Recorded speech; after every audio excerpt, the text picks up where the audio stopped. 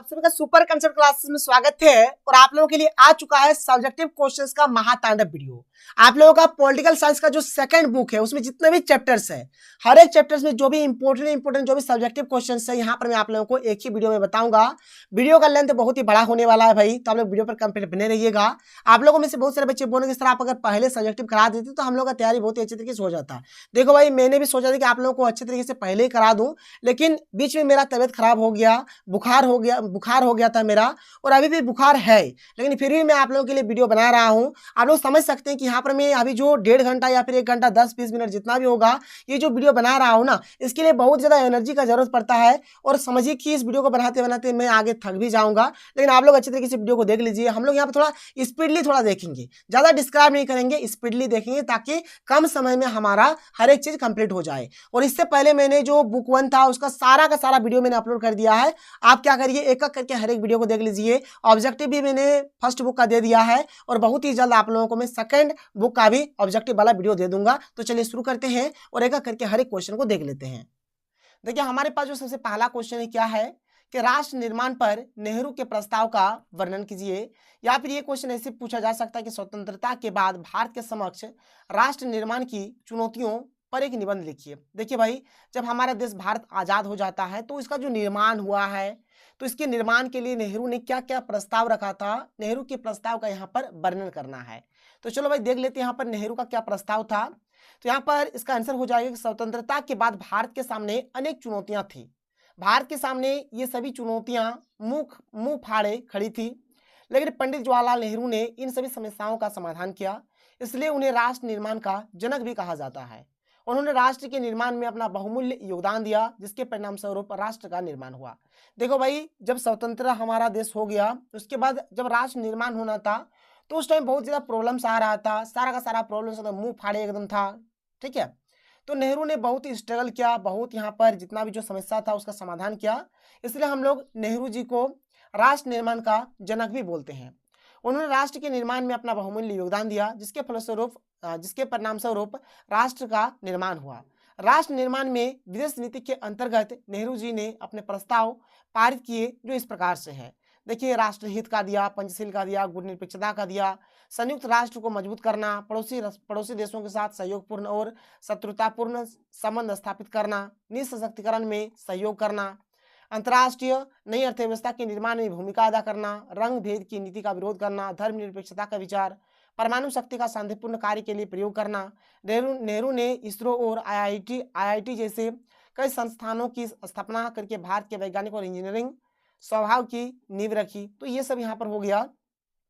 उपयुक्त सभी प्रस्ताव को पारित कर नेहरू जी ने राष्ट्र का निर्माण बहुत ही सुदृढ़ ढंग से किया, जिसके परिणाम स्वरूप आज भारत हर क्षेत्र में तेजी के साथ विकास कर रहा है। ये हो जाएगा इस क्वेश्चन का आंसर। इसके बाद जो हमारा अगला क्वेश्चन है क्या है कि भाषा राष्ट्र निर्माण में एक चुनौती है, व्याख्या कीजिए। देखिए, जब राष्ट्र का निर्माण हो रहा था तो भाषा एकदम एक चुनौती का रूप ले रहा था, तो इसी चीज के ऊपर यहाँ पर हमें व्याख्या करना है। देखो भाई, इसका आंसर क्या होगा कि भारत में आजादी और बंटवारे के बाद सबसे बड़ी और सबसे पहली जो चुनौती आया, एकता और अखंडता की चुनौती थी। क्योंकि भारत में बहुत सारे धर्म, जाति, भाषा और क्षेत्र के लोग रहते हैं, इनके बीच एकता और अखंडता बनाना किसी चुनौती से कम नहीं था। धर्म, जाति, भाषा और क्षेत्र के आधार पर देश के बंटवारे की मांग पैदा होने लगी। स्वतंत्रता के बाद के शुरुआती वर्षों में एक बड़ी चिंता यह थी कि भाषा के आधार पर राज्य बनाने से देश की एकता और अखंडता पर आंच आएगी। देखिए, देश का अखंडता और जो एकता है इसको बचाए रखना था, और एक अनुमान लगाया जा रहा है कि भाषा के आधार पर अगर हम लोग बंटवारा करेंगे तो यहाँ पर जो हमारा देश का जो अखंडता है, जो एकता है, इस पर आंच आ सकती है, ये अखंडता एकता टूट सकता है।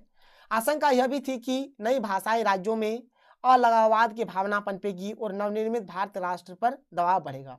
भाषा के आधार पर राज्यों का पुनर्गठन एक चुनौतीपूर्ण है, क्योंकि हमारी राष्ट्रभाषा हिंदी है, परंतु प्रांतीय स्तर पर अलग अलग भाषाएं बोली जाती है।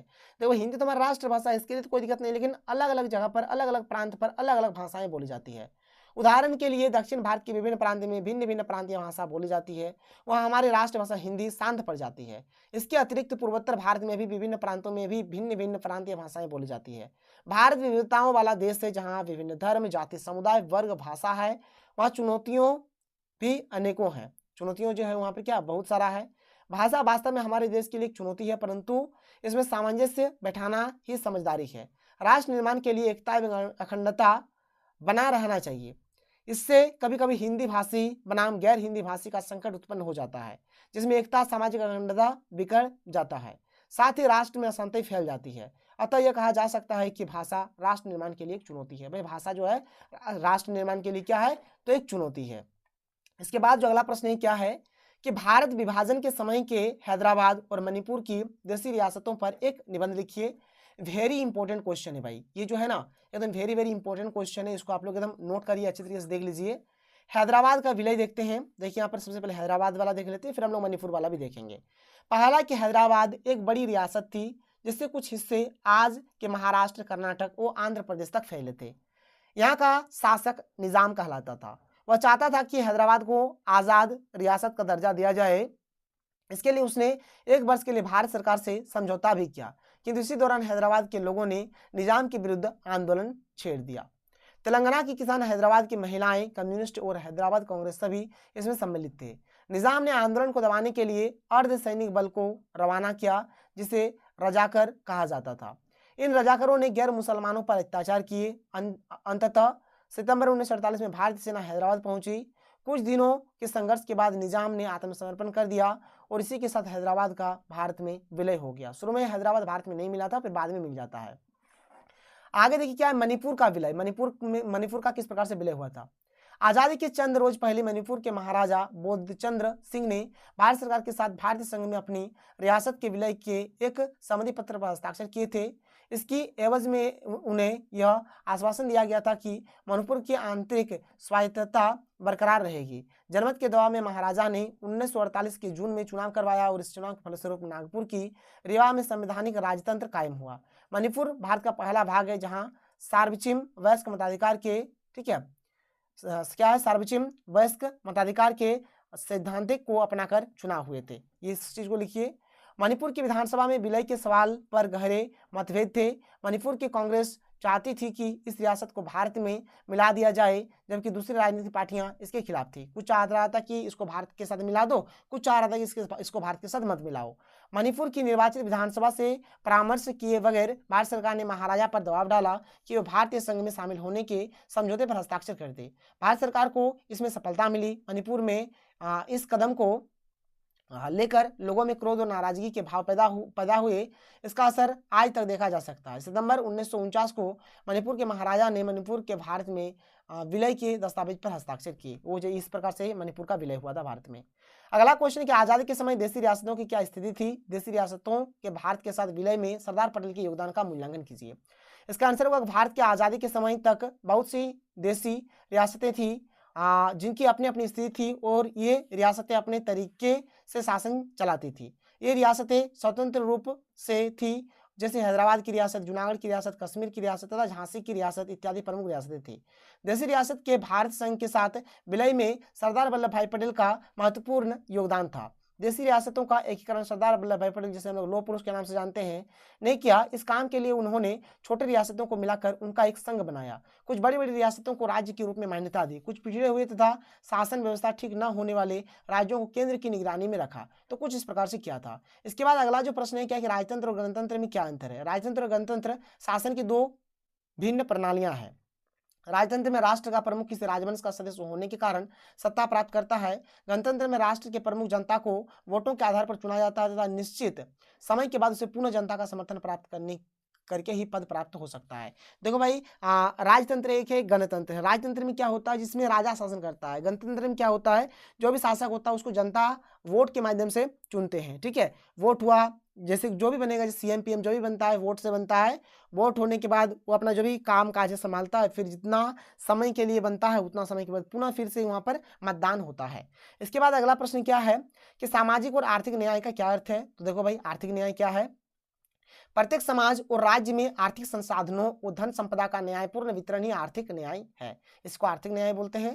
सामाजिक न्याय क्या है, तो समाज के सभी सदस्यों के मध्य बिना किसी भेदभाव के समता, एकता और मानव अधिकारों की स्थापना करना तथा व्यक्ति की प्रतिष्ठा, गरिमा को विशेष महत्व प्रदान करना ही सामाजिक न्याय कहलाता है।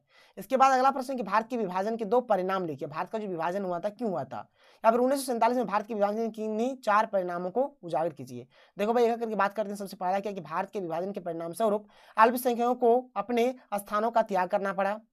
जब देखिए विभाजन हुआ तो अल्पसंख्यक अपने स्थान को त्याग दिए, घर परिवार छोड़ने के लिए विवश होना पड़ा, महिलाओं बच्चों पर अत्याचार हुआ, भौतिक संपत्ति का बंटवारा हुआ, हिंदू मुस्लिम दंगे हुए।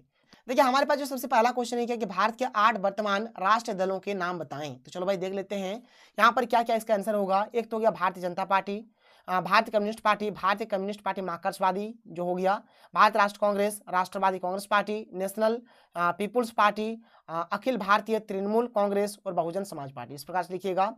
इलेक्ट्रॉनिक वोटिंग मशीन क्या है, जिसको हम लोग ईवीएम बोलते हैं। या फिर यहाँ पर क्वेश्चन अगर ऐसा आता कि ईवीएम क्या है, तब भी आप लोगों को यही आंसर लिखना था। ठीक है, ईवीएम बोला जाए या फिर इलेक्ट्रॉनिक वोटिंग मशीन बोला जाए, दोनों का मतलब एक ही हुआ।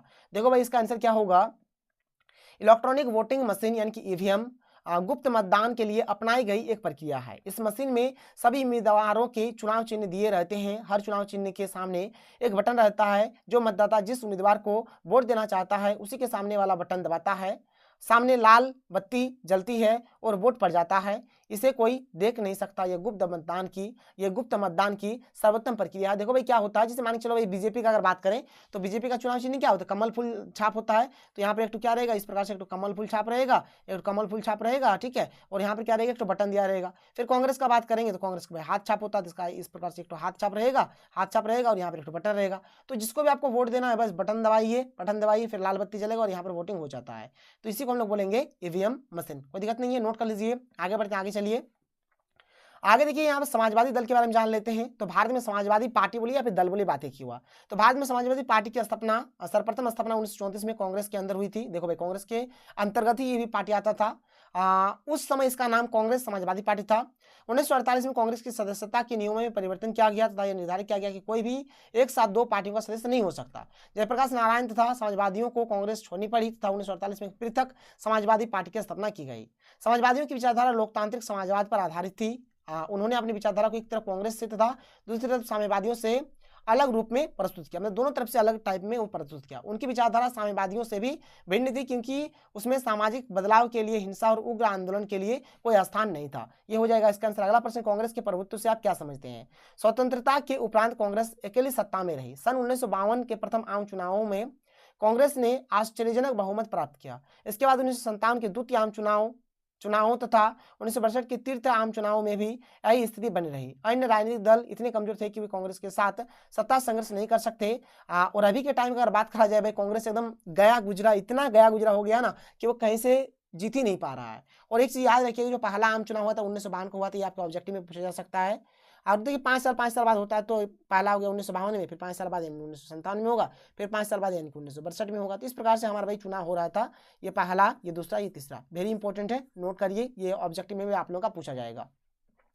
अगला प्रश्न है कि समाजवादी दल और साम्यवादी दल में अंतरों का वर्णन कीजिए। या फिर समाजवादी दल और कम्युनिस्ट दल में अंतरों का वर्णन कीजिए, या फिर सोशलिस्ट पार्टी और कम्युनिस्ट पार्टी में क्या अंतर है। देखो भाई, समाजवादी दल जिसे हम लोग इंग्लिश से सोशलिस्ट पार्टी बोलते हैं और साम्यवादी दल जिसे हम लोग इंग्लिश से कम्युनिस्ट पार्टी बोलते हैं, याद रखिएगा। और ये दोनों में जो अंतर है बताना है। देखो मैंने एक साइड में समाजवादी दल लिखा है, ठीक है, और एक साइड में साम्यवादी दल लिखा है। देखो समाजवादी दल लोकतांत्रिक विचारधारा में विश्वास करता है और जो साम्यवादी दल होता है ये रूस के बोल्शेविक क्रांति से प्रेरित थे और साम्यवादी विचारधारा में विश्वास करता है। देखिए जो साम्यवादी दल, ये साम्यवादी का जो कंसेप्ट होगा उस पर इन लोग फोकस करेगा। समाजवादी दल पूंजीपतियों और पूंजी का विरोध नहीं करते। कम्युनिस्ट पार्टी पूंजीपतियों और पूंजी का विरोध करते हैं। समाजवादी दल अपने उद्देश्य की पूर्ति के लिए राज्य रूपी संस्था को रखना चाहते हैं। कम्युनिस्ट पार्टी राज्य को समाप्त करने के पक्ष में है। अगला प्रश्न, भारतीय जनसंघ और स्वतंत्र पार्टी में अंतर। देखो भाई 2 पार्टी जो भारतीय जनसंघ और स्वतंत्र पार्टी जो है इसमें अंतर देख लो। एक साइड में मैंने लिखा है भारतीय जनसंघ, एक साइड में लिखा है स्वतंत्र पार्टी। तो भारतीय जनसंघ संपूर्ण भारत में एक देश, एक भाषा, एक राष्ट्र, एक संस्कृति, एक विचार का समर्थक था। और स्वतंत्र पार्टी ने एक देश, एक भाषा, एक संस्कृति की बात नहीं कही। दूसरा है कि यह हिंदू धर्म, भारतीय संस्कृति और हिंदुत्व पर जोर देता है और यह धर्मनिरपेक्षता में विश्वास करती है। इधर वाला जो भारतीय जनसंघ गुट निरपेक्षता की नीति का समर्थन करता है और ये जो है स्वतंत्र पार्टी गुट निरपेक्षता की नीति और सोवियत संघ से दोस्ताना रिश्ते कायम रखने को भी गलत मानती थी। यह कश्मीर विशेष दर्जा का विरोध करती है। यह पार्टी कमजोर वर्ग के हित को रखकर किए जा रहे काम के खिलाफ थी, याद रखिएगा। अगला प्रश्न है कि राष्ट्रीय स्तर पर कांग्रेस प्रभुत्व का वर्णन कीजिए, किन कारकों ने इसकी सहायता की। देखो भाई, भारत के प्रथम 3 आम चुनाव में कांग्रेस को भारी मात्रा में सीटें मिली। 1952, 57, 1962 के चुनाव में कांग्रेस भारी बहुमत से जीता। भारतीय राष्ट्रीय स्तर पर कांग्रेस के प्रभुत्व के निम्नलिखित कारण थे। देखो भाई, कांग्रेस को उतना वोट काहे मिल रहा था उस टाइम, अभी के टाइम में क्यों नहीं मिल रहा। देखो पहला बात क्या है कि कांग्रेस के नेता महात्मा गांधी, पंडित जवाहरलाल नेहरू, राजेंद्र प्रसाद, सरदार वल्लभ भाई पटेल, अबुल कलाम आजाद आदि ने स्वतंत्रता संग्राम में महत्वपूर्ण भूमिका निभाई थी, इसलिए सभी जनता कांग्रेस पार्टी को अच्छा मानते थे। ये एक बात हो गया। यह पहले से एक सुसंगठित पार्टी थी। इस पार्टी ने स्वाधीनता संग्राम में महत्वपूर्ण भूमिका निभाई थी। यह पार्टी अच्छा और इकलौता था, भाई अच्छा भी था और एक ही पार्टी ही था, कोई दिक्कत ही नहीं है। वह नेता जो आज़ादी के आंदोलन में आगे थे, अब वही कांग्रेस के उम्मीदवार के रूप में चुनाव लड़ रहे थे, इसीलिए इस पार्टी के संगठन का नेटवर्क स्थानीय स्तर तक पहुंच चुका था। इस पार्टी का सबको साथ लेकर चलने की प्रकृति थी। इसमें सभी विचारधारा के लोग शामिल थे, इसलिए इसे एक विचारधारात्मक गठबंधन भी कहते थे। 1885 में अपनी स्थापना के बाद कांग्रेस पूरे देश में फैल चुकी थी। स्वतंत्रता से 62 साल पूर्व से ही कांग्रेस पार्टी भारत में सक्रिय भूमिका निभा रही थी, जिसका फायदा उसे मिला। अन्य राजनीतिक दल चुनाव में उससे काफी पीछे थे। ये हो जाएगा भाई हमारे इस क्वेश्चन का आंसर। इसके बाद अगला प्रश्न आ जाता है कि 1969 में कांग्रेस पार्टी को विभाजन की ओर ले जाने वाली किन्हीं 3 महत्वपूर्ण घटनाओं का वर्णन कीजिए। देखिए भाई, 1969 में क्या होता है, कांग्रेस का विभाजन होना शुरू हो जाता है। क्यों होता है बताना है, या फिर 1967 के बाद कांग्रेस पार्टी में दरार पर टिप्पणी लिखें। कैसा दरार आता है, क्यों होता है, क्या होता है बताना है। तो भारत के प्रथम 3 आम चुनाव में कांग्रेस को भारी मात्रा में सीटें मिली। 1952, 57 तथा 62 के चुनाव में कांग्रेस भारी बहुमत से जीता। लेकिन 1967 के बाद कांग्रेस पार्टी में दरार पड़ने लगा। इसके निम्नलिखित कारण है। पहला है सिंडिकेट। यह कांग्रेस के भीतर ताकतवर और प्रभावशाली नेताओं का एक समूह था। इसने इंदिरा गांधी को प्रधानमंत्री बनवाने में महत्वपूर्ण भूमिका निभाई थी। सिंडिकेट के नेताओं को लगता था कि इंदिरा गांधी प्रधानमंत्री बनने के बाद उनकी सलाहों पर अमल करेगी, लेकिन इसके विपरीत इंदिरा गांधी ने पार्टी में अपना मुकाम बनाना शुरू कर दिया। मतलब किसी का भी बात वगैरह नहीं माना, बस भाई अपना मुकाम बनाना शुरू कर दिया। इसके बाद देखो अगला जो पॉइंट क्या है कि कांग्रेस का विभाजन 1969 में तत्कालीन राष्ट्रपति जाकिर हुसैन की मृत्यु के बाद से शुरू हुआ। जाकिर हुसैन की मृत्यु के बाद राष्ट्रपति का पद खाली हो गया और सबको चाह रहा है कि मैं राष्ट्रपति बनूंगा, और यहाँ पर इस प्रकार का विभाजन होना शुरू हो जाता है। सिंडिकेट ने इंदिरा गांधी की असहमति के बावजूद भी तत्कालीन लोकसभा अध्यक्ष एन संजीव रेड्डी को कांग्रेस की तरफ से राष्ट्रपति पद के उम्मीदवार के लिए खड़ा किया। ये हो गया एक बात। इंदिरा गांधी ने तत्कालीन उपराष्ट्रपति वीवी गिरी को बढ़ावा दिया कि वे राष्ट्रपति पद के उम्मीदवार के लिए अपना नामांकन करें। उस वक्त इंदिरा गांधी ने 2 बड़े कार्य किए, 14 बैंकों का राष्ट्रीयकरण और प्रिवी पर्स की समाप्ति। प्रिवी पर्स में क्या है कि आज़ादी के बाद भारत में शामिल राजवाड़ों के राजाओं को दिए गए अधिकार थे, इसी को बोला जाता है प्रिवी पर्स। इन दोनों मुद्दों पर ही इंदिरा गांधी और मोरारजी देसाई के बीच गहरे मतभेद हो गए। इसके बाद अगला पॉइंट क्या है कि उस वक्त के कांग्रेस अध्यक्ष निज लिंगप्पा ने एक व्हिप जारी किया कि सभी कांग्रेस सांसद और विधायक संजीव रेड्डी को वोट डालें। वीवी गिरी का छुपे तौर पर समर्थन करते हुए इंदिरा गांधी ने खुलेआम अंतरात्मा की आवाज पर वोट डालने को कहा। राष्ट्रपति पद के चुनाव में वीवी गिरी की जीत हुई। संजीव रेड्डी की हार से कांग्रेस पार्टी का टूटना पक्का था। कांग्रेस अध्यक्ष ने इंदिरा गांधी को अपनी पार्टी से निष्कासित कर दिया। इंदिरा गांधी ने कहा कि उनकी पार्टी ही असली कांग्रेस है। इस प्रकार से है।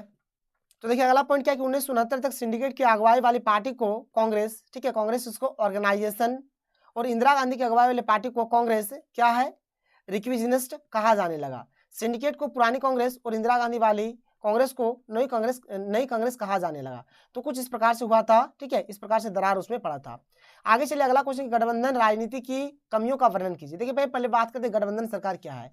तो गठबंधन सरकार एक प्रकार की नई सरकार है जिसमें 2 या 2 से अधिक राजनीतिक दल सरकार बनाने के लिए सहयोग करते हैं। देखो भाई इसमें क्या होगा, जैसे जो पार्टी होता है जैसे कि JMM हो गया, JVM हो गया, कांग्रेस हो गया, ठीक है, बीजेपी हो गया। तो जब मतलब पूर्ण बहुमत नहीं मिलता है तब यहाँ पर 1-2 पार्टी क्या करता है आपस में मिलकर, ठीक है, यहाँ पर पूर्ण बहुमत करता है और एक गठबंधन सरकार बनाता है। जिससे आप लोगों को पता होगा कि हमारा जो झारखंड है इसमें भी गठबंधन सरकार काम कर रहा है, JMM और कांग्रेस मिला हुआ है। और देखो भाई गठबंधन सरकार में कभी भी काम सही ढंग से नहीं होता है। जो JMM को अच्छा लगेगा वो कांग्रेस को मान के चलो, अगर अच्छा नहीं लगा, या फिर जो कांग्रेस को अच्छा नहीं लगा, अगर किसी कोई ऐसा चीज जो कांग्रेस को अच्छा लगा लेकिन अगर JMM को अच्छा नहीं लगा तो ये भी नहीं होगा। मतलब यहाँ पर बहुत ज्यादा दिक्कत है, मतलब एक को अच्छा लगेगा तो दूसरे को नहीं लगेगा, इस प्रकार से हो सकता है। तो भाई यहाँ पर देखो इसका क्या क्या कमियां हैं, एक एक करके बात करते हैं। तो पहला है कि सरकार कभी भी गिर सकती है। एक जन भी अगर अपना बहुमत वापस ले ले तो सरकार गिर जाएगा। अलग अलग दल सरकार के मुखिया पर अपने फैसलों पर अमल करने का दबाव बना सकते हैं। गठबंधन राजनीति में विचारों की एकरूपता नहीं होती। बार बार पार्टियां गठबंधन छोड़ती है और इसलिए हमेशा गठबंधन टूटते रहते हैं या फिर बदलते रहते हैं। गठबंधन की सरकारें अस्थायी, कम गतिशील और खतरे की लटकी हुई तलवार के नीचे कार्य करती है। पीएम को निर्णय लेने के लिए अन्य दलों के साथ चर्चा करनी होगी। सभी के साथ उचित संबंध बनाना कठिन हो जाता है। कोई भी पार्टी जिम्मेदारी नहीं लेना चाहता। तो भाई इतना खामियां हैं, इतना इसमें दिक्कत है। इसके बाद देखो भारतीय साम्यवादी पार्टी के बारे में बात करें थोड़ा सा, तो भारतीय साम्यवादी पार्टी की स्थापना औपचारिक रूप से 1925 में किया गया। इसके शुरुआती नेताओं में क्या है, मानवेंद्र नाथ राय, अबनी मुखर्जी, मोहम्मद अली और शफीक सिद्दीकी आदि प्रमुख थे। अगला है भारतीय जनसंघ। तो भारतीय जनसंघ की स्थापना 1951 में श्यामा प्रसाद मुखर्जी ने की थी, वेरी इंपॉर्टेंट है। फिर है भाई स्वतंत्र पार्टी। स्वतंत्र पार्टी की स्थापना अगस्त 1959 में सी राजगोपालाचारी, के एम मुंशी, एन जी रंगा, मीनू मसानी, पीलू मोदी आदि कांग्रेसी नेताओं द्वारा की गई थी। अगला क्वेश्चन है, ठीक है, क्या है कि एक दलीय प्रभुत्व व्यवस्था क्या है, या फिर एक दलीय प्रभुत्व का क्या अर्थ है। तो एक दलीय प्रभुत्व एक ऐसी प्रणाली है जिसमें एक राजनीतिक दल को सरकार बनाने का अधिकार होता है। आमतौर पर मौजूदा संविधान के आधार पर, या जहां केवल एक पार्टी का राजनीतिक सत्ता पर विशेष नियंत्रण होता है, उसे एक दलीय प्रभुत्व कहते हैं। मतलब क्या होगा भाई, किसी एक ही दल का उसमें क्या रहेगा, ज्यादा दबदबा रहेगा, वही ज्यादा नियंत्रण रखेगा, इसी को हम लोग बोलेंगे एक दलीय प्रभुत्व। तो ये रहा हमारा इस चैप्टर का complete important very very question जो भी था मैंने आप लोगों को कराया। तो चलिए मिलते हैं अगले वीडियो में। थैंक यू, जय हिंद। देखिए हमारे पास सबसे पहला क्वेश्चन क्या है कि भारत के योजना आयोग की स्थापना कब हुई थी, इसके किन दो कारणों को बताइए। तो देखो भाई, सबसे पहला बात, जो योजना आयोग है इसका जो स्थापना है 1950 में इसका स्थापना हुआ था। और इसका जो कारण था, क्या कारण था, तो सबसे पहला कारण कि पूर्व रोजगार का लक्ष्य प्राप्त करना। दूसरा है राष्ट्रीय आय और प्रति व्यक्ति आय में वृद्धि करना। आप चाहे यहाँ से 2 पॉइंट लिख सकते हैं, पहला में लिखिए राष्ट्रीय आय में वृद्धि और दूसरा में लिख दीजिए कि प्रति व्यक्ति आय में वृद्धि। फिर उत्पादन को बढ़ाना, आय और संपदा की असमानता कम करना। तो ये सब हो जाएगा इसका आंसर। आगे चलिए अगला क्वेश्चन देख लेते हैं। देखिए यहाँ पर नीति आयोग के बारे में पूछा जा सकता है। तो भारत सरकार ने 1 जनवरी 2015 को योजना आयोग के स्थान पर नीति आयोग की स्थापना की। प्रधानमंत्री इस आयोग का अध्यक्ष होता है। नीति आयोग के उपाध्यक्ष की नियुक्ति प्रधानमंत्री करते हैं। कहते नहीं, करते लिखिएगा, ठीक, करते करते हैं, करते हैं, ठीक है, करते हैं। इस आयोग में 7 या 8 पूर्णकालिक सदस्य होंगे तथा 2 अंशकालिक सदस्य होंगे। मतलब इसमें 7 या 8 क्या होते हैं, पूर्णकालिक सदस्य होते हैं और 2 अंशकालिक सदस्य इसमें होते हैं। इसका मुख्यालय दिल्ली में है। इसे भारत सरकार का थिंक टैंक कहा जाता है, कोई दिक्कत नहीं है। नीति आयोग की क्या क्या कार्य है, क्या क्या उद्देश्य, देखिए सबसे पहला कि ग्राम स्तर पर बेहतर काम करना, यानी नीचे से ऊपर की ओर विकास करना इसका मेन मकसद है। टेक्नोलॉजी को ऐड करना, क्योंकि टेक्नोलॉजी विकास के लिए अनिवार्य बन चुकी है। अच्छे तकनीक और क्षमता का विकास करना। हमारे समाज के उन वर्गों का विशेष रूप से ध्यान रखना जो आर्थिक प्रगति से पर्याप्त रूप से लाभान्वित नहीं हुए हैं। मतलब वैसे वर्ग, समाज के वैसे वर्ग जो अच्छे तरीके से लाभ नहीं हुए हैं, जिनको अच्छे तरीके से लाभ नहीं मिला है, उनको एकदम अच्छे तरीके से लाभ देना। अलग अलग विभागों के लिए एक मंच के रूप में काम करना, ये हो जाएगा। रणनीति और दीर्घकालीन नीतियों का ड्राफ्ट तैयार करना कि यह किस तरह काम करेंगे। सहकारी संघवाद को बढ़ावा देना, यह मानते हुए कि मजबूत राज्य ही मजबूत देश का निर्माण कर सकते हैं। इसीलिए जो योजनाएं पहले से है उनके कार्यान्वयन की समीक्षा करना। जो भी योजना पहले से वर्क हो रहा है जिसके ऊपर देखा जाएगा कि वो किस प्रकार का, किस लेवल में काम कर रहा है, काम से कर रहा है, नहीं कर रहा है, इस चीज का ही समीक्षा करेंगे। विकास में योजना की भूमिका का वर्णन करें, वेरी इंपॉर्टेंट क्वेश्चन है। तो भारत के सामाजिक एवं आर्थिक विकास में योजना का महत्वपूर्ण स्थान है। यह देश के सीमित साधनों को ध्यान में रखकर सभी क्षेत्रों के विकास के लिए योजनाएं तैयार करता है। पंचवर्षीय योजनाओं के माध्यम से न सिर्फ कृषि बल्कि उद्योग एवं सेवा क्षेत्र के विकास के साथ साथ गरीबी एवं बेरोजगारी दूर करने के लिए कार्य करता है। भारतीय अर्थव्यवस्था के विकास में योजना की भूमिका निम्नलिखित तथ्यों से स्पष्ट की जा सकती है। देखिए सबसे पहला है कि राष्ट्रीय आय में वृद्धि। पहली से 10वीं योजना तक सभी योजनाओं में राष्ट्रीय आय में वृद्धि करने का मुख्य उद्देश्य रखा गया था। लगभग सभी योजनाओं में औसत वृद्धि दर 5% रही है। मतलब इसमें आय में वृद्धि इसका मेन मकसद है। दूसरा है खाद्य पदार्थों में आत्मनिर्भरता। स्वतंत्रता प्राप्ति के बाद भारत को खाद्य पदार्थों का निर्यात करना पड़ा था। अब भारत खाद्य पदार्थों में आत्मनिर्भर हो गया है। भारत खाद्य पदार्थों का निर्यात भी करने लगा है।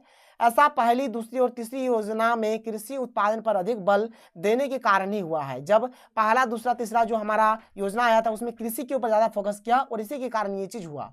आर्थिक विकास में वृद्धि। भारत ने औद्योगिक क्षेत्र में सराहनीय प्रगति की है। अब भारत अपने उद्योगों के लिए आवश्यक मशीनरी को स्वयं अपने देश में बनाता है। लोकोमोटिव, जहाजरानी, ऑटोमोबाइल, ऊर्जा उत्पादन, रसायन, मशीनी औजार, दवाइयाँ, इलेक्ट्रॉनिक वस्तुओं, जैसे कई क्षेत्रों में उत्पादन करता है। विभिन्न क्षेत्रों में एक साथ विकास योजना की महत्वपूर्ण उपलब्धि है। अगला है सामाजिक न्याय। योजनाओं द्वारा समयबद्ध कार्यक्रमों के अंतर्गत लोगों को सुविधाओं पहुंचाने से लोगों में संतोष व्याप्त हुआ है। अनुसूचित जातियों, अनुसूचित जनजातियों, दूसरी पिछड़ी श्रेणियों और महिलाओं के लिए सामाजिक न्याय, ठीक है, यहाँ पर लिख दीजिएगा सामाजिक न्याय करना, ठीक है, सामाजिक न्याय करना, बस यहाँ तक लिख दीजिएगा, ये भी आपका क्लियर हो जाएगा। थोड़ा सा यहाँ पर लिखा हुआ नहीं है लेकिन आप लोग लिख दीजिएगा।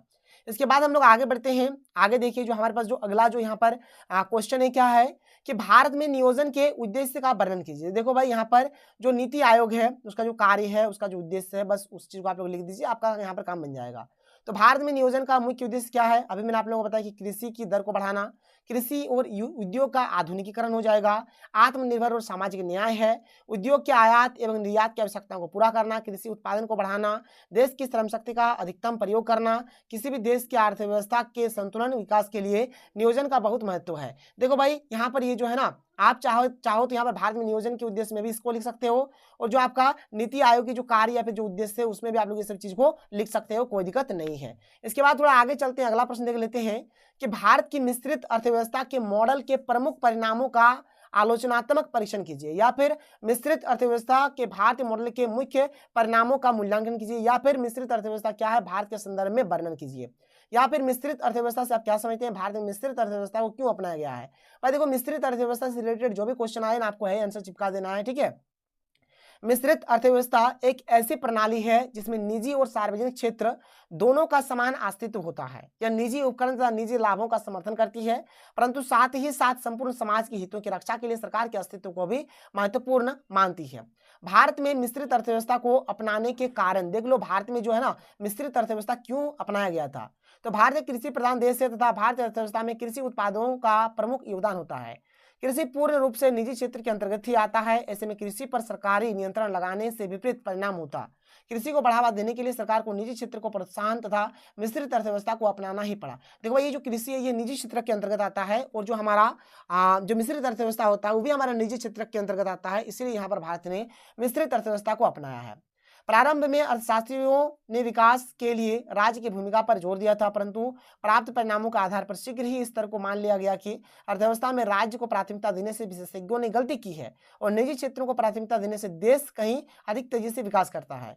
आज 1990 से ही भारत ने नई आर्थिक नीति अपना ली है और वह बड़ी तेजी से उदारीकरण और वैश्वीकरण की ओर बढ़ रहा है। इसके बाद जो अगला पॉइंट क्या है, दुनिया के दो बड़ी संस्थाओं अंतर्राष्ट्रीय मुद्रा कोष और विश्व बैंक से भारत को तभी निवेश प्राप्त हो सकते हैं जब बहुराष्ट्रीय कंपनियों एवं विदेशी निवेशकों का स्वागत हो और उद्योग के विकास के लिए आंतरिक सुविधाओं का बड़े पैमाने पर सुधार हो। इसके लिए सरकार अतिरिक्त पूंजी जुटाना कठिन था, जबकि यह कार्य निजी कंपनियां और देश के बड़े बड़े पूंजीपति समर्थ और इच्छुक थे, जो बड़ी बड़ी जोखिम उठाने के लिए भी तैयार थे। अतः सरकार को मिश्रित अर्थव्यवस्था की ओर झुकना पड़ा। देखो भाई बात यहाँ पर सिंपल है कि जो अंतर्राष्ट्रीय मुद्रा कोष है या जिसको हम लोग IMF बोलते हैं और जो हमारा विश्व बैंक है, तभी वो निवेश करेगा जब उसको बहुराष्ट्रीय जो बड़ी बड़ी जो कंपनियां हैं या फिर जो विदेशी निवेशक है वो जब भारत में आए, वो भारत में तभी आएंगे जब भारत में उनको एकदम अच्छी तरीके से सुविधा मिलेगा, जिसके लिए क्या होगा, बहुत ही अधिक मात्रा में पैसा खर्चा करना होगा। इसलिए भारत ने क्या किया, जो भी भारत का जो सरकार था उसने मिश्रित अर्थव्यवस्था को ही अपनाना उचित समझा।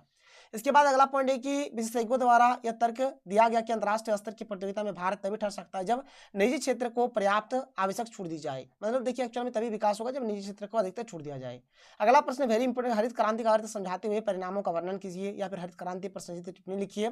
उसके क्या प्रभाव हुई ये बताना है कि हरित क्रांति किसे कहते हैं, इसकी उपलब्धियों और नकारात्मक परिणामों पर प्रकाश डालिए। मतलब जो सकारात्मक जो नकारात्मक जो भी परिणाम है इसको बताना है। देखो भाई जो हरित क्रांति है तो भारत की नई कृषि नीति सन 1965 से 68 में लागू की गई, जिसमें अधिक उपज देने वाले बीजों को बोया गया तथा कृषि की नई तकनीकों का प्रयोग किया गया, जिससे फसल उत्पादन में तीव्र वृद्धि हुई। इसे ही हरित क्रांति कहा जाता है।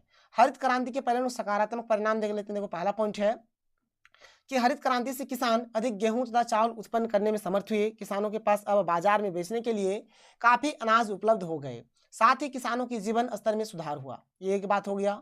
हरित क्रांति के कारण मध्यम श्रेणी के किसानों का उद्धार हुआ, उन्हें कृषि पद्धति में आए बदलावों से फायदा हुआ।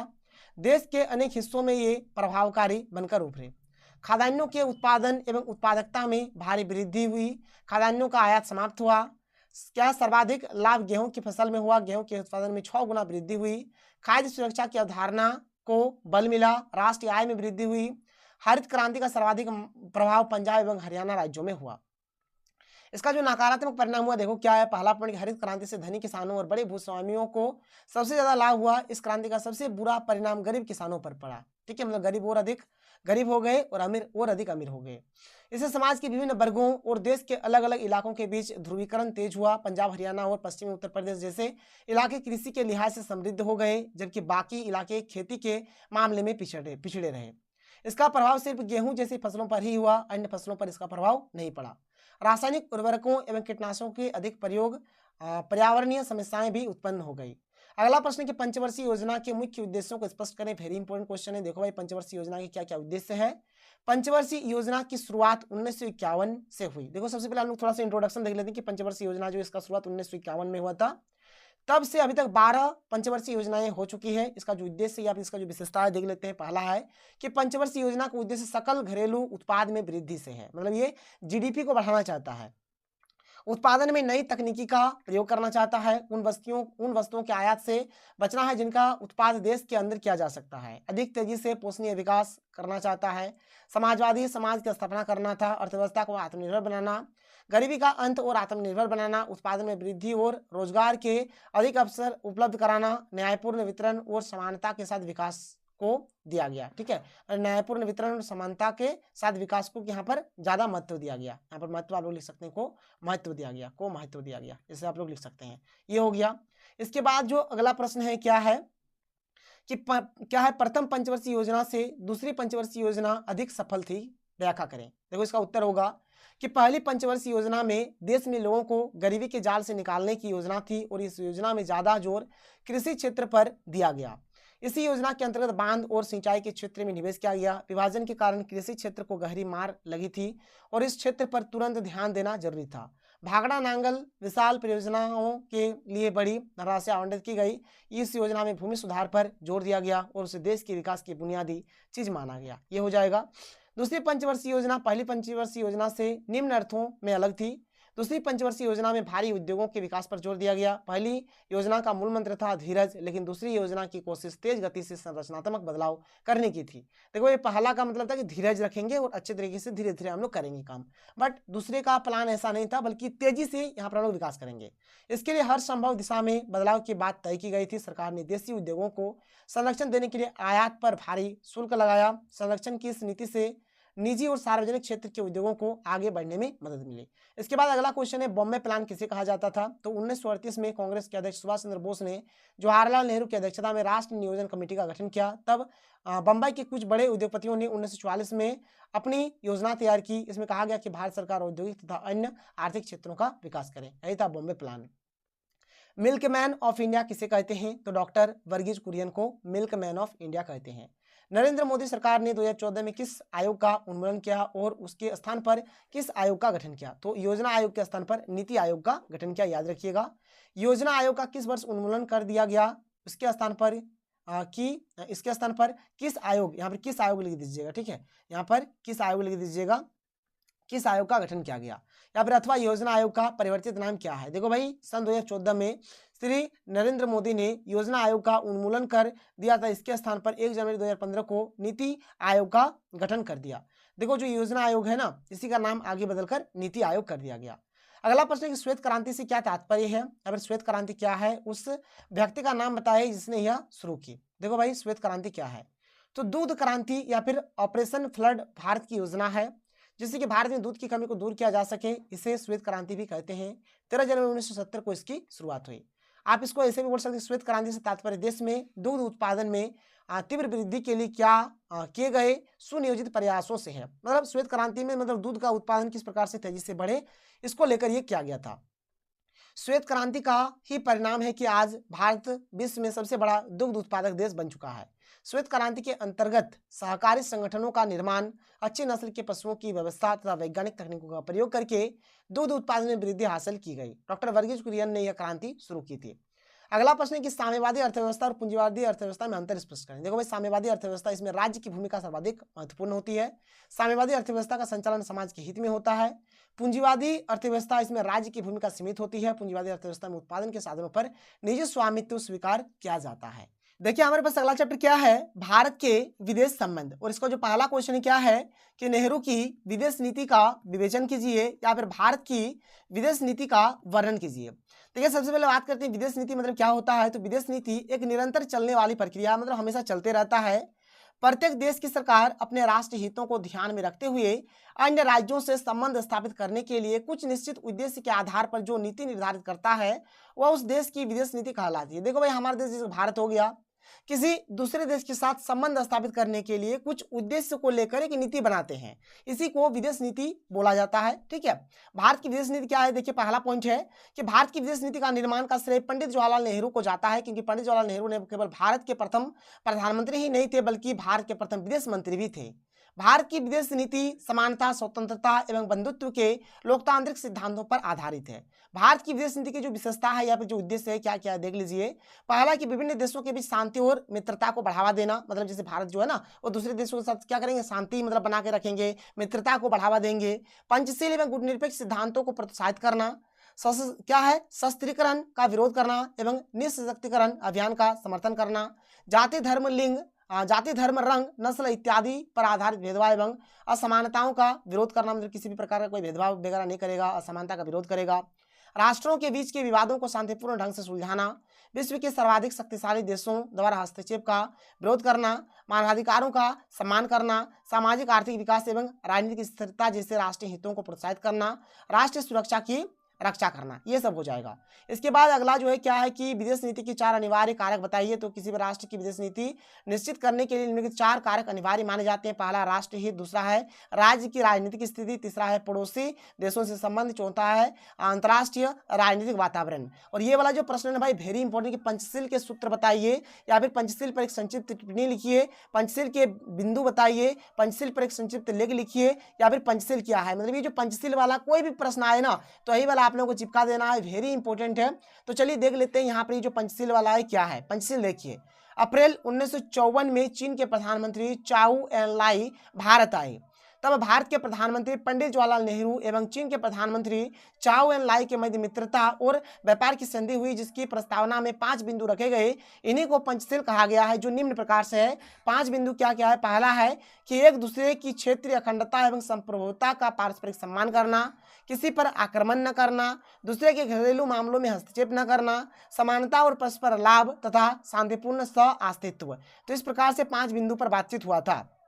इसके बाद अगला प्रश्न वेरी इंपॉर्टेंट है, भारत चीन संबंध पर टिप्पणी लिखिए। भारत और चीन के बीच का जो रिलेशन है, संबंध है, या फिर 1947 से 1962 तक भारत चीन संबंधों का वर्णन कीजिए, या फिर भारत चीन संबंधों का संक्षेप में वर्णन कीजिए, या फिर 1962 के पश्चात भारत चीन संबंधों पर पड़े प्रभावों का विश्लेषण कीजिए। यानी भारत और चीन का जो रिलेशन है भाई, इससे रिलेटेड जो भी क्वेश्चन आएगा आप लोगों को है आंसर चिपकाना है। क्वेश्चन ऐसे भी पूछा जा सकता है, भारत और चीन के मध्य विवाद के मुख्य बिंदुओं की विवेचना कीजिए। पहला पॉइंट क्या है कि 1950 में चीन ने तिब्बत पर हमला कर दिया और उसे कब्जा कर लिया। इस तरह से भारत और चीन एक दूसरे के पड़ोसी बन जाते हैं। इनके बीच जो रिश्ते बने वो लगभग 1 दशक तक अच्छे से चले। 1 दशक के बाद इन रिश्तों में दरार आनी शुरू हुई, मतलब कुछ हद तक मतलब इनका जो रिलेशन था ठीक था, फिर इसमें दरार आना शुरू हो गया। 1954 में नेहरू और चाउ एन लाई के बीच पंचशील सिद्धांत को लेकर समझौता हुआ। इसी वक्त हिंदी चीनी भाई भाई का नारा भी काफी मशहूर हुआ। आप लोग भी सुने होंगे हिंदी चीनी भाई भाई। 1959 में दलाई लामा और उनके साथ अन्य शरणार्थी तिब्बत से भागकर भारत में आकर बस जाते हैं। यहीं से चीन और भारत के रिश्ते बिगड़ने शुरू हुए। ठीक है, यहीं से भारत और चीन का रिश्ता बिगड़ जाता है। 1962 में चीन ने भारत पर अचानक हमला कर दिया, जिससे भारत और चीन के बीच रिश्ते और बिगड़ते चले गए। यह भी माना जाता है कि पंडित जवाहरलाल नेहरू को इससे झटका लगा और वह मर गया। मतलब ऐसा बोला जाता है कि इसी के चलते पंडित जवाहरलाल नेहरू मर जाते हैं। 1976 से बातों का सिलसिला फिर शुरू हुआ। 1992 में समकालीन भारतीय राष्ट्रपति क्या है, वेंकट रमन भारत की स्वतंत्रता के बाद चीन का दौरा करने वाले प्रथम भारतीय राष्ट्रपति बने। 2003 में भारतीय प्रधानमंत्री अटल बिहारी वाजपेयी ने भी चीन का दौरा किया तथा रिश्तों को मजबूत बनाने की कोशिश की। वर्ष 2011-12 को चीन भारत मैत्री एवं सहयोगी वर्ष के रूप में भी मनाया गया। 2015 में भारतीय प्रधानमंत्री नरेंद्र मोदी ने भी चीन का दौरा किया।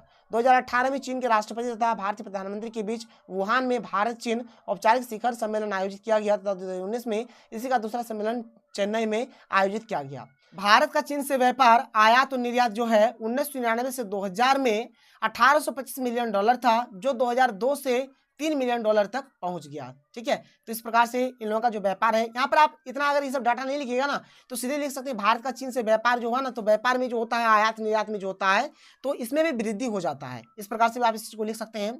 चीन का भारत के प्रति रवैया कभी भी सकारात्मक नहीं रहा है। जब भी भारत ने अमेरिका या अन्य किसी पूंजीवादी मूल्य के साथ संबंध बनाया है तब चीन के पेट में दर्द हुआ है। ये बात लिख दीजिएगा, बड़ी अच्छा पॉइंट है यहाँ पर।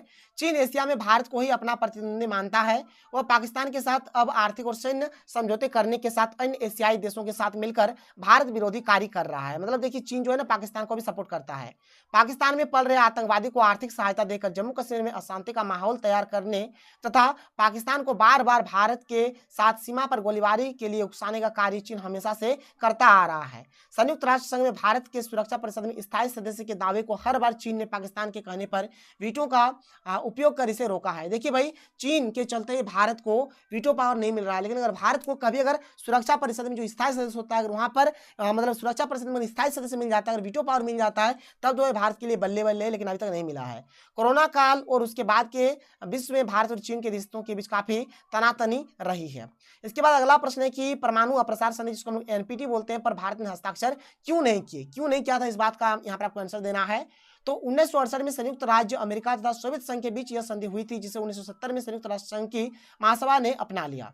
यह 25 वर्षीय संधि थी, लेकिन 1995 में अनिश्चित काल के लिए इसकी अवधि बढ़ा दी गई। इस संधि के द्वारा दुनिया के सभी देशों को 2 वर्गों में बांट दिया गया, 5 परमाणु शक्ति संपन्न राष्ट्र तथा अन्य सभी गैर परमाणु शक्ति संपन्न राष्ट्र। मतलब 5 यहाँ पर परमाणु शक्ति संपन्न राष्ट्र हो गया और बाद में जो है गैर परमाणु शक्ति संपन्न राष्ट्र है। ठीक है, इस प्रकार से दो में इसको बांट दिया। इस संधि की शर्तों के अनुसार गैर परमाणु शक्ति संपन्न देश भविष्य में परमाणु हथियारों का निर्माण अथवा आयात नहीं कर सकते हैं। इन देशों के अधिकार दिया गया था कि संधि पर हस्ताक्षर करने के बाद भी अंतर्राष्ट्रीय परमाणु ऊर्जा एजेंसी की देखरेख में परमाणु ऊर्जा का केवल शांतिपूर्ण उद्देश्य के लिए प्रयोग अवश्य कर सकते हैं। लेकिन इस संधि द्वारा परमाणु हथियार संपन्न राष्ट्रों द्वारा परमाणु हथियार के उत्पादन भंडारण पर कोई रोक नहीं लगाई गई। अभी तक इस संधि पर 191 सदस्य देश मुहर लगा चुके हैं, जिनमें 5 परमाणु हथियार संपन्न देश भी शामिल है। ठीक है, जो 5 परमाणु शक्ति संपन्न जो राष्ट्र है भाई, एक अमेरिका हो गया, दूसरा ब्रिटेन हो गया, तीसरा फ्रांस हो गया, फिर सोवियत संघ हो गया, फिर चीन हो गया। तो भारत ने एनपीटी पर हस्ताक्षर नहीं किया। भारत चीन युद्ध किस वर्ष हुआ था, उस समय भारत का प्रधानमंत्री कौन था, तो भाई 1962 में हुआ था और उस समय प्रधानमंत्री पंडित जवाहरलाल नेहरू थे। भारत के परमाणु नीति के 2 मुख्य उद्देश्य को लिखे, तो भारत की सुरक्षा, पड़ोसी देशों से युद्ध के लिए समान शक्ति का प्रयोग करना, ये हो गया। ताशकंद समझौता और शिमला समझौता पर हस्ताक्षर करने वाले 2 भारतीय प्रधानमंत्रियों के नामों को क्रमशः लिखिए। तो एक हो गया लाल बहादुर शास्त्री और दूसरा हो गया यहाँ पर श्रीमती इंदिरा गांधी। भारत के परमाणु नीति हो जाएगा। ठीक है, परमाणु नीति, ठीक है, नीति पर संक्षिप्त टिप्पणी लिखिए या फिर भारत के परमाणु नीति के किन 2 पहलुओं का वर्णन कीजिए। तो चलो भाई, इसके ऊपर भी डिस्कस कर लेते हैं। यहाँ पर क्वेश्चन ऐसे पूछा जाएगा, भारत की परमाणु नीति का विश्लेषण कीजिए। तो भारत के परमाणु नीति के प्रमुख पहलू निम्नलिखित है। पहला है कि भारत कभी भी पहले किसी के ऊपर परमाणु हमला नहीं करेगा। परमाणु युद्ध तभी किया जाएगा जब कोई शत्रु देश भारत पर आक्रमण करेगा। मतलब भारत बोल दिया है कि भाई हम परमाणु हमला पहले नहीं करेंगे, लेकिन अगर कोई देश अगर हमारे ऊपर परमाणु हमला करता है तो हम उसको नहीं छोड़ेंगे। ईंट का जवाब पत्थर से देना हमें भी आता है। फिर आगे, परमाणु नीति का एकमात्र उद्देश्य शत्रु के मन में भय उत्पन्न करना है। भारत को यदि प्रतिक्रिया स्वरूप परमाणु युद्ध करना पड़े तो वह अत्यधिक भयावह होगा। जिन देशों के पास परमाणु हथियार नहीं है उनके विरुद्ध परमाणु कार्यवाही नहीं की जाएगी। भारतीय सुरक्षा बलों पर रासायनिक या जैविक हमला होने पर इसका जवाब परमाणु हमले से दिया जाएगा। परमाणु परीक्षणों पर नियंत्रण रखा जाएगा। फिर आगे कि भारत विश्व को परमाणु मुक्त बनाने और भेदभाव रहित निःशस्त्रीकरण का सदैव समर्थन करता रहेगा। तो ये हो गया। इसके बाद हम लोग अगला चैप्टर चलते हैं, देख लेते हैं अगला चैप्टर हमारे पास क्या है। तो भाई अगला चैप्टर का नाम यहाँ पर हमारे पास है कि कांग्रेस प्रणाली, चुनौतियां और पुनर्स्थापना। ठीक है, तो चलो इस चैप्टर में जितने भी इंपॉर्टेंट जितने भी सब्जेक्टिव क्वेश्चन है एक एक करके डिस्कस कर लेते हैं। देखो, सबसे पहला जो यहाँ पर क्वेश्चन है क्या है कि गरीबी हटाओ की राजनीति की व्याख्या करें या फिर गरीबी हटाओ की राजनीति का वर्णन कीजिए। गरीबी हटाओ से रिलेटेड जो भी क्वेश्चन आता है आप लोगों को ये लिख देना है। क्या है, इंदिरा गांधी ने 1971 में गरीबी हटाओ का नारा दिया। उन्होंने गरीबी हटाओ की नीति को अपनाकर जनता की सहानुभूति अर्जित की और इसके साथ ही वह गरीबों और दीन बंधुओं की मसीहा बन बैठी। इंदिरा गांधी ने गरीबी हटाओ की राजनीति को अपनाकर एक प्रसिद्ध प्रधानमंत्री के रूप में उभरकर सामने आई। इस राजनीति को अपनाकर उन्होंने देश भर में अपना नाम रोशन किया। साथ ही साथ वो अंतर्राष्ट्रीय स्तर पर भी अपनी छवि बनाने में भी सफल हुई। इस राजनीति को अपनाकर उन्होंने भारत की राजनीति में अपनी एक अलग पहचान बनाई। इस नीति को अपनाकर उन्होंने भारत की राजनीति में काफी लंबे समय तक राज किया। ये बात हो गया। फिर राजनीतिक दल बदल क्या है, इसके क्या परिणाम हुए। राजनीतिक दल बदल मतलब क्या है कि जब किसी दल के सदस्य चुनाव से पहले या निर्वाचित होने के बाद अपने राजनीतिक दल को छोड़कर दूसरे दल में शामिल हो जाते हैं तो इसे दल बदल कहते हैं, जिसको दल बदलू बोलेंगे। ठीक है, आयाराम गयाराम। तो यहाँ पर क्या है, इससे क्या मतलब दिक्कत होता है, तो दल बदल से शासन में अस्थिरता पैदा हुई और हो रही है। दल बदल के कारण पंजाब, पश्चिम बंगाल आदि राज्यों में अल्पतम सरकारों का निर्माण हुआ है। दल बदल के फलस्वरूप विभिन्न राज्यों में संयुक्त सरकारों का निर्माण हुआ है। दल बदल में राज्यों में मुख्यमंत्रियों को बड़े बड़े मंत्रिमंडलों का निर्माण करना पड़ा, जहां उन्हें दल बदलुओं को पुरस्कृत करना पड़ता था। वहीं अपने दल के सदस्यों को अंकुश में रखने के लिए मंत्रिपद का उपहार देना पड़ता था। ये सब हो गया। दल बदल के कारण राजनीतिक दलों का विघटन हो रहा है। दल बदल की घटनाओं से देश में सिद्धांतहीन अवसरवादी राजनीति का सूत्रपात हुआ है। इससे विदेशों में भारत की प्रतिष्ठा घटी है और लोकतंत्र की बुनियादी कमजोर हुई है। राजनीतिक दल बदल से विधायकों ने अपनी निष्ठा ही बदल डाली। हरियाणा के एक विधायक ने एक दिन में 3 बार दल बदल किया। देख लो भाई, दल बदल के कारण सरकार गिर जाती है। मणिपुर दल बदल का शिकार फरवरी 1974 में हुई, जब Manipur People's Party the Manipur Hills Union Party ने साझा जीत हासिल की। लेकिन 4 महीने बाद ही मणिपुर हिल्स यूनियन पार्टी ने सरकार से अलग होकर दूसरी पार्टी में मिल गई और सरकार गिर गई। अगला प्रश्न कि 1989 में भारत में बनने वाली गठबंधन की सरकारों के किन 3 लाभों का आकलन कीजिए, या फिर 1989 से भारत में राजनीतिक परिवर्तन का वर्णन करें। देखो इसका आंसर हो जाएगा, प्रथम 3 आम चुनाव में कांग्रेस पार्टी का प्रभुत्व रहा। ठीक है, इसके बाद उसकी लोकप्रियता में कमी आने लगी। फिर भी 1967 के आम चुनाव में कांग्रेस को सत्ता प्राप्त हुई। इसके बाद धीरे धीरे कांग्रेस पार्टी की लोकप्रियता में कमी आने लगी। भारत में कुछ राजनीतिक परिवर्तन दिखाई देने लगे थे। ठीक है, यही कारण है कि 1977 में जनता पार्टी की सरकार बनी थी। उसके बाद फिर से श्रीमती इंदिरा गांधी के नेतृत्व में कांग्रेस पार्टी की सरकार बनी थी। लेकिन 1989 में भारत में राजनीतिक परिवर्तन का दौर शुरू हुआ था, जिसके कारण कांग्रेस पार्टी की लोकप्रियता घटती गई। यही कारण है कि 1989 के बाद कभी बीजेपी के गठबंधन ने सरकार बनाई तो कभी कांग्रेस के गठबंधन ने सरकार बनाई। मतलब कभी कांग्रेस का सरकार बन जाता है तो कभी बीजेपी का सरकार बन जाता है। 2004 से लेकर 2014 तक यूपीए की सरकार कांग्रेस के नेतृत्व में बनी थी। फिर भी धीरे धीरे राजनीतिक परिवर्तन होने से कांग्रेस की लोकप्रियता घटने लगी थी। परिणामस्वरूप 2014 से वर्तमान समय तक बीजेपी के नेतृत्व में राज्य की सरकार चल रही है। कुछ ऐसे राजनीतिक परिवर्तन के घटनाक्रम हुए जिसके चलते गठबंधन की सरकार केंद्र और राज्य में बनने लगी है। वर्तमान समय में भारत में राजनीतिक परिवर्तन का ही परिणाम है कि राजनीतिक गठबंधन की स्थिति उत्पन्न हुई है। आजकल राजनीतिक परिवर्तन के परिणामस्वरूप गठबंधन की सरकार बनने लगी है। अगला प्रश्न कि क्या है प्रीविपर्स से आप क्या समझते हैं, प्रीविपर्स का अर्थ बताइए।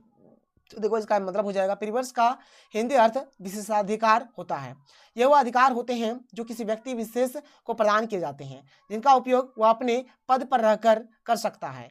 भारतीय रियासतों को प्रीविपर्स का अधिकार प्राप्त था, जिसे बाद में समाप्त कर दिया गया। तो चलिए भाई हम लोग अब अगले चैप्टर में चलते हैं। और हमारे पास जो अगला चैप्टर है, देख लीजिए हमारे पास अगला चैप्टर क्या है। अगला चैप्टर का नाम है लोकतांत्रिक व्यवस्था का संकट, और इसके कंप्लीट सब्जेक्टिव क्वेश्चंस को कर लेते हैं।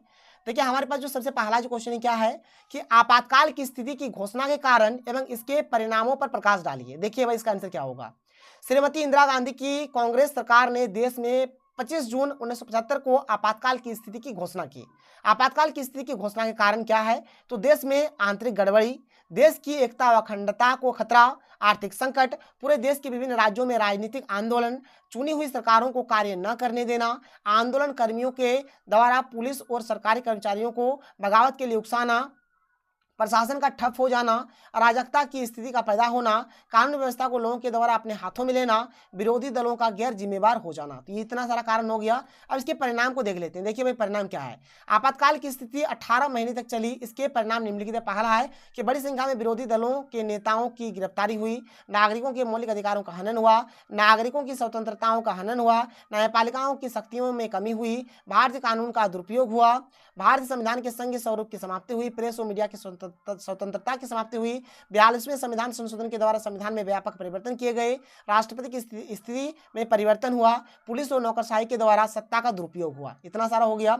अगला प्रश्न, किन कारणों से 1980 में मध्यावधि चुनाव करवाने पड़े, व्याख्या कीजिए। देखो भाई जो मतलब एकदम मिड में मतलब यहाँ पर इलेक्शन हुआ था, क्यों हुआ था, तो 1980 में हुए मध्यावधि चुनाव का सबसे बड़ा कारण जनता पार्टी की सरकार की अस्थिरता थी। जनता पार्टी ने 1977 के चुनाव में एकजुट होकर चुनाव लड़ा था और कांग्रेस पार्टी को चुनावों में हराया था, परंतु जनता पार्टी के नेताओं में प्रधानमंत्री के पद को लेकर मतभेद हो गए। पहले मोरारजी देसाई प्रधानमंत्री बने, फिर बाद में कुछ समय के लिए चरण सिंह प्रधानमंत्री बने। केवल 18 महीने में ही मोरारजी देसाई ने लोकसभा में अपना बहुमत खो दिया, जिसके कारण मोरारजी देसाई को त्यागपत्र देना पड़ा। मोरारजी देसाई के पश्चात चरण सिंह कांग्रेस के समर्थन से प्रधानमंत्री बने, परंतु चरण सिंह भी मात्र 4 महीने ही प्रधानमंत्री पद पर रह पाए, जिसके पश्चात 1980 में मध्यावधि में चुनाव करवाए गए। देखो भाई, यहाँ पर जो था ना, पहले जो मोरारजी देसाई था वो भी ज़्यादा दिन के लिए यहाँ पर प्रधानमंत्री नहीं रह पाया, और जो चरण सिंह था वो भी ज़्यादा दिन के लिए प्रधानमंत्री नहीं रह पाया, इसलिए बाद में यहाँ पर क्या होता है, 1980 की मिड में यहाँ पर चुनाव करवाना पड़ जाता है। अगला प्रश्न कि आपातकाल के कारण जनता पार्टी की सरकार तो बन गई, किंतु यह लंबे समय तक नहीं चल सकी, व्याख्या कीजिए, या फिर भारतीय जनता पार्टी के उद्भव के उत्तरदायी कारणों का वर्णन कीजिए। देखो भाई क्या है, 25 जून 1975 को इंदिरा गांधी ने आपातकाल की घोषणा की और विरोधी दल के प्रमुख नेताओं को जेल भेज दिया। जेल में ही सभी विरोधी दलों ने यह निर्णय लिया कि वे 1977 के चुनाव में इंदिरा गांधी और कांग्रेस के खिलाफ चुनाव लड़ेंगे और उन्हें हराएंगे। इस उद्देश्य की प्राप्ति के लिए श्री जयप्रकाश नारायण और आचार्य कृपलानी ने 1977 के चुनावों के लिए एकजुट जनता पार्टी का गठन किया। जनता पार्टी एकजुट होकर चुनाव लड़ा था और कांग्रेस पार्टी को चुनावों में हराया था, परंतु जनता पार्टी के नेताओं में प्रधानमंत्री के पद को लेकर मतभेद हो गए। पहले मोरारजी देसाई प्रधानमंत्री बने, फिर बाद में कुछ समय के लिए चरण सिंह प्रधानमंत्री बने, जो कि अभी मैंने आप लोगों को बताया। मतलब होता क्या है, देखिए, जब यहाँ पर आपातकाल जब लागू कर देता है इंदिरा गांधी, तो बहुत सारे जो विरोधी नेता है, ठीक है, विपक्षी जो नेता है, उनको जेल जाना पड़ता है। फिर जेल में ही उन लोग डिसाइड कर लेते कि अब भाई हमें इंदिरा गांधी को हराना है, तो इंदिरा गांधी को तो हरा देता है, कांग्रेस को तो हरा देते, लेकिन फिर से जब उन लोग जीत जाता है ना, तो उन लोगों का जो प्रधानमंत्री का जो पद था, इसको लेकर इनमें भी आपस में मतभेद हो जाता है, जिसके चलते क्या होता है, फिर से 1980 के मिड में फिर से चुनाव करवाना पड़ता है। इसके बाद अगला प्रश्न, 1970 के चुनाव के बाद केंद्र में विपक्ष की सरकार बनी थी, इसके कारणों का उल्लेख कीजिए, या फिर 1977 में जनता पार्टी की स्थापना के उत्तरदायी कारणों की विवेचना कीजिए। देखो भाई, अभी मैंने आप लोगों को ऊपर में जो क्वेश्चन बताया ना, वही सेम टू सेम आंसर आप लोगों को यहाँ पर चिपका देना है। वेरी इंपॉर्टेंट है, आप लोग देख लीजिए ये वाला क्वेश्चन जो अभी ऊपर में मैंने आप लोगों को जो बताया, अभी ये जो गर्मागर्म अभी मैंने आप लोगों को जो कराया, इसी को आप लोग यहाँ पर चिपका दीजिए, बस आपका काम हो जाएगा। मैंने लिख दिया है सेम आंसर। अगला यहाँ पर क्या है, संपूर्ण क्रांति पर संक्षिप्त टिप्पणी लिखिए। यहाँ पे जयप्रकाश नारायण के संपूर्ण क्रांति के विचार को स्पष्ट कीजिए। देखिए भाई, संपूर्ण क्रांति जो है, इसके जो मतलब किसने किया था, तो जयप्रकाश नारायण ने किया था, याद रखिएगा। सन 1972 में जयप्रकाश नारायण ने नव निर्माण आंदोलन चलाया, जिसका पहला प्रयोग गुजरात एवं बाद में बिहार में हुआ, ठीक है। ऐसी क्रांति का आशय था कि देश में सभी क्षेत्रों में परिवर्तन होने चाहिए, तभी भारत का नव निर्माण होगा। इसके बाद जो अगला प्रश्न है क्या, कि भारत में आपातकाल किस प्रधानमंत्री द्वारा लागू किया गया था, या किस वर्ष लागू किया गया, तो भाई इंदिरा गांधी द्वारा लागू किया गया था। कब लागू किया गया था, तो वर्ष 1975 में। तो चलिए भाई आगे चलते हैं और अगला चैप्टर अब हम लोग देख लेते हैं। तो देखिए हमारे पास अगला चैप्टर क्या है, क्षेत्रीय आकांक्षाएं, और इसके सब्जेक्टिव क्वेश्चंस को हम लोग देख लेते हैं। पहला क्वेश्चन है कि क्षेत्रवाद की राजनीति का क्या अर्थ है, या फिर क्षेत्रवाद की राजनीति क्या है। तो देखिए भाई, इसका जो आंसर हो जाएगा, क्या हो जाएगा, कि क्षेत्र के आधार पर राज्यों के एकीकरण को क्षेत्रवाद कहा जाता है। एक क्षेत्र की रक्षा के लिए क्षेत्रीय संगठन बनाए जाते हैं, वे क्षेत्र के हितों से संबंधित है और इससे जुड़ी समस्याओं को हल करने का प्रयास करते हैं। तो भाई ये हो गया हमारा क्षेत्रवाद की राजनीति। अगला प्रश्न क्या है, कि आनंदपुर साहिब प्रस्ताव के मुख्य प्रावधान क्या थे, या फिर आनंदपुर साहिब प्रस्ताव का वर्णन कीजिए। तो इसका आंसर हो जाएगा कि अकाली दल द्वारा वर्ष 1973 में पंजाब के आनंदपुर साहिब स्थान पर एक सम्मेलन का आयोजन किया गया। इस सम्मेलन में उन्होंने अपनी प्रमुख मांगों को एक प्रस्ताव का रूप दिया, जिसे आनंदपुर साहिब प्रस्ताव के नाम से जाना जाता है। और देख लो इसके मुख्य प्रावधान क्या क्या थे। पहला है कि सारे पंजाबी भाषी क्षेत्र पंजाब राज्य में मिलाए जाएं, जो इस समय चंडीगढ़, हिमाचल प्रदेश, हरियाणा और राजस्थान में है, ताकि सिखों की हितों की प्रभावी रक्षा हो सके। पहला बात हो गया। दूसरा है कि अन्य राज्यों में सिख लोगों के साथ होने वाले भेदभाव को रोका जाए, दूसरा बात हो गया। सिखों को छोटे अस्त्र जैसे कि बंदूकें और पिस्तौलें रखने हेतु किसी सरकारी अनुमति पत्र की आवश्यकता न हो। अगला है कि सिखों के पवित्र स्थानों पर शराब और मांस की बिक्री वर्जित हो। पंजाब में बसे गरीब और पिछड़े लोगों की दशा सुधारी जाए, बेकारी दूर की जाए तथा शिक्षित बेरोजगार लोगों को भत्ता दिया जाए। अन्य देशों में स्थित सिखों के तीर्थ स्थानों तक जाने पर कोई प्रतिबंध न हो तथा उनके पवित्र स्थानों की देखरेख की जाए। सिख समुदाय की आकांक्षाओं पर जोर दिया गया और सिखों की हितों की रक्षा की बात की गई। ये सब बात हो गया, नोट करिए। अगला प्रश्न है कि ऑपरेशन ब्लू स्टार क्या था। इससे सिख समुदाय की भावनाओं को क्यों ठेस पहुंचा, या फिर ऑपरेशन ब्लू स्टार क्या है, इसके क्या परिणाम सामने आए। तो देखो भाई, 1984 में पंजाब के अकाली दल के नेतृत्व में खालिस्तान की मांग जोर पकड़ने लगी तथा कई बार यह हिंसात्मक भी हुई। इसे रोकने के लिए सरकार द्वारा भी कार्रवाई की गई। अकाली दल के नेता जनरल सिंह भिंडारा क्या है भिंडरावाला ने स्वर्ण मंदिर को उग्रवादी गतिविधियों का कार्यालय बनाया था तथा इसमें भारी मात्रा में गोले बारूद के साथ हथियारयुक्त सेवकों द्वारा मंदिर को किले के रूप में बदल दिया था। मतलब उसी मंदिर को ही मतलब देखिए इन लोगों का मतलब अड्डा बना दिया था, सैनिक अड्डा बना दिया था।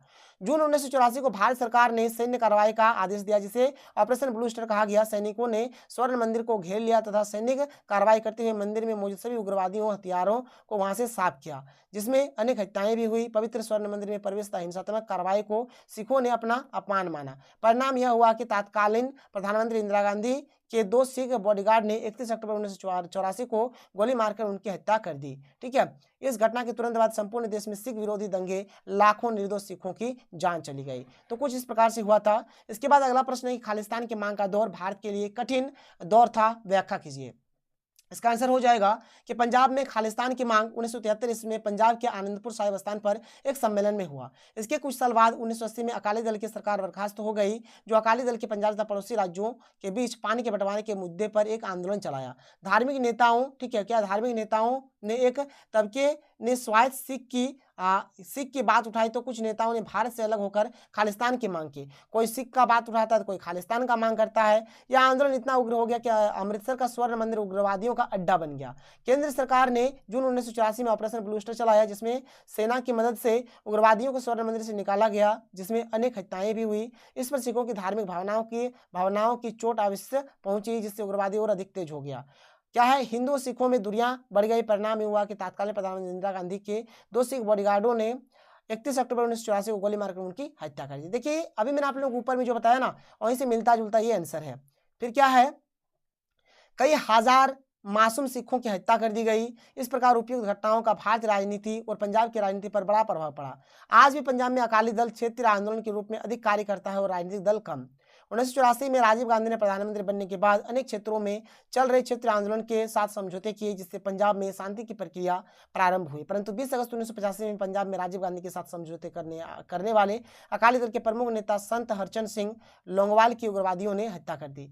पंजाब, हरियाणा और पंजाब के अनेक क्षेत्रों में उग्रवादी घटनाएं होती रही। 1995 में पंजाब के मुख्यमंत्री सरदार क्या है बेअंत सिंह की हत्या कर दी गई, लेकिन पिछले लगभग 10 वर्षों से अब पंजाब में शांति है। अतः इस प्रकार यह कहा जा सकता है कि खालिस्तान की मांग का दौर भारत के लिए कठिन दौर था। नोट कर लीजिए भाई, वेरी इंपॉर्टेंट है। अगला प्रश्न क्या है कि भारत में नक्सलवादी आंदोलन पर एक निबंध लिखिए। देखो क्या है, नक्सलवाद साम्यवाद और माओवाद की विचारधारा से प्रभावित एक हिंसक आंदोलन है। इस आंदोलन को नक्सलवाद इसलिए कहते हैं क्योंकि इसकी शुरुआत 1967 में पश्चिम बंगाल के नक्सलवाद स्थान पर हुई थी। यह आंदोलन भारत में पश्चिम बंगाल एक ही साथ लिखिएगा, ज्यादा बेटर रहेगा। ठीक है, इसको आप लोग क्या करिए, एक ही साथ लिखिए। भारत में क्या है, पश्चिम बंगाल, बिहार, उड़ीसा, आंध्र प्रदेश, झारखंड और मध्य प्रदेश राज्यों में अधिक सक्रिय है। ठीक है, नक्सलवादी हिंसा और क्रांति के माध्यम से सामाजिक और आर्थिक व्यवस्था में मौलिक बदलाव चाहते हैं। पहला है कि आंदोलन की ऐतिहासिक पृष्ठभूमि।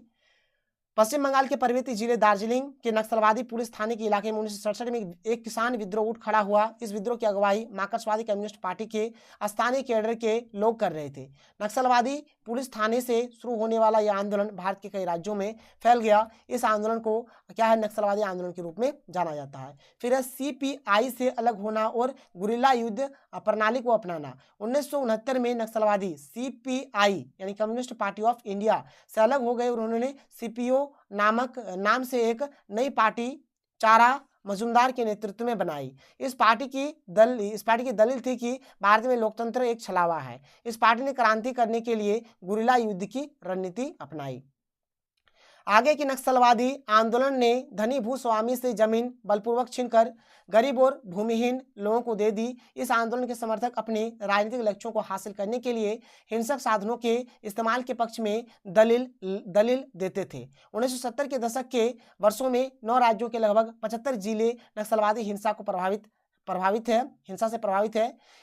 इनमें अधिकतर बहुत पिछड़े इलाके हैं, यहाँ आदिवासियों की जनसंख्या ज़्यादा है। इन इलाकों के नक्सलवादी की पृष्ठभूमि पर अनेक फिल्में भी बनाई है। उपन्यास पर आधारित 1084 की माँ ऐसी ही मटाई या पट्टे पर खेतीबाड़ी करने वाले छोटे किसान उपज में हिस्से पट्टे के सुनिश्चित कामकाजी महिला वाले परिवार में दहेज की दशा का चलन कम है। तो इस प्रकार से लिख दीजिएगा। अगला प्रश्न देख लीजिए क्या है कि बाहरी लोगों के विरुद्ध आंदोलन के प्रमुख कारणों को स्पष्ट कीजिए। फिर असम में बाहरी लोगों के विरुद्ध आंदोलन क्यों हुआ? तो असम आंदोलन का एक प्रमुख कारण है असम का आर्थिक पिछड़ापन, जिसका ज्यादा प्रभाव यहाँ के युवाओं पर पड़ा, जिन्होंने विभिन्न हिंसात्मक आंदोलनों में भाग लेना प्रारंभ कर दिया।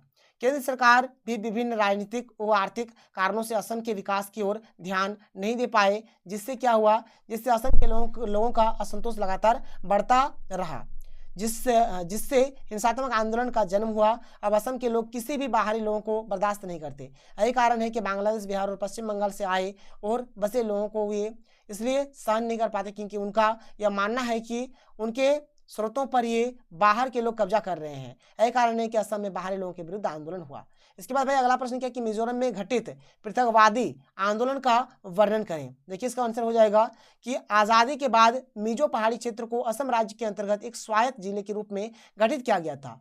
कतिपय मिजो जनजाति के नेताओं का विश्वास था कि वे कभी भी ब्रिटिश भारत के अंग नहीं रहे, अतः उन्हें भारत संघ में शामिल नहीं किया जा सकता।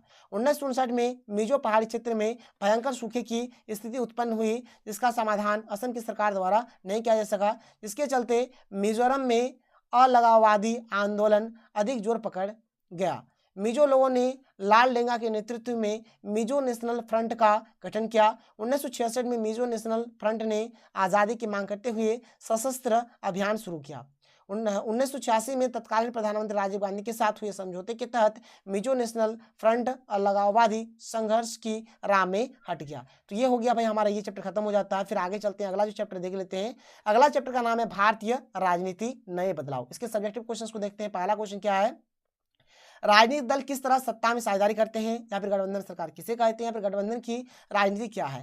देखो भाई, गठबंधन सरकार एक प्रकार की नई सरकार है जिसमें 2 या 2 से अधिक राजनीतिक दल सरकार बनाने के लिए सहयोग करते हैं। इसको लिख दीजिएगा। अगला प्रश्न है कि गठबंधन राजनीति की कमियों का वर्णन कीजिए, या फिर गठबंधन राजनीति क्या है, इसके कारण उत्पन्न होने वाली किन्हीं 4 समस्याओं को बताइए। तो गठबंधन सरकार अभी मैंने आप लोगों को बताया क्या क्या इसका कमियां हैं, देख लीजिए। चलिए अगर बात करते हैं, सबसे पहला कि सरकार कभी भी गिर सकती है। अभी मैंने आप लोगों को ऊपर में थोड़ी देर पहले ही बताई ये सब चीज। अलग अलग दल सरकार के मुखिया पर अपने फैसलों पर अमल करने का दबाव बना सकते हैं। गठबंधन राजनीति में विचारों की एकरूपता नहीं होती है, बार बार पार्टियां गठबंधन छोड़ती है, इसलिए हमेशा गठबंधन टूटते रहते हैं या बदलते रहते हैं। गठबंधन की सरकारें अस्थायी, कम गतिशील और खतरे की लटकती हुई तलवार के नीचे कार्य करती है। पीएम को निर्णय लेने के लिए अन्य दलों के साथ चर्चा करनी होगी। सभी के साथ उचित संबंध बनाना कठिन हो जाता है। कोई भी पार्टी जिम्मेदारी नहीं लेना चाहता है। फिर आगे है भाई, अगला प्रश्न क्या है कि गठबंधन राजनीति में क्षेत्रीय राजनीतिक दलों की भूमिका में कैसे वृद्धि हुई, उदाहरण दीजिए। तो 1980 के बाद भारत में क्षेत्रीय दलों की भूमिका बढ़ने लगी। इससे पहले बहुदलीय प्रणाली होते हुए भी कांग्रेस का प्रभुत्व रहा। कुछ राष्ट्रीय दल रहे किंतु उनकी स्थिति कांग्रेस के समान कमजोर हो रही। देखिए स्टार्टिंग में कांग्रेस का दबदबा रहा।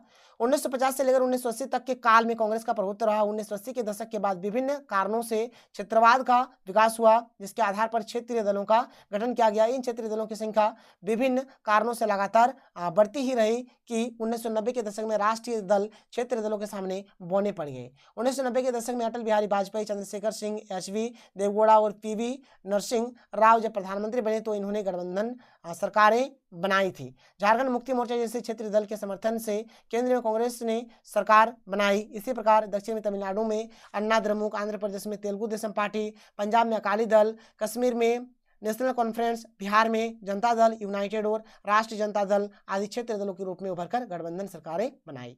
इसके बाद भाई क्या है, इस प्रकार क्षेत्रीय दलों ने न केवल अपने राज्यों में सरकारें बनाई बल्कि केंद्र में भी सरकार बनाने और चलाने में अहम भूमिका निभाई। गठबंधन की राजनीति में राष्ट्रीय दलों का महत्व कम हुआ और इसके स्थान पर क्षेत्रीय दलों की उपयोगिता बढ़ गई।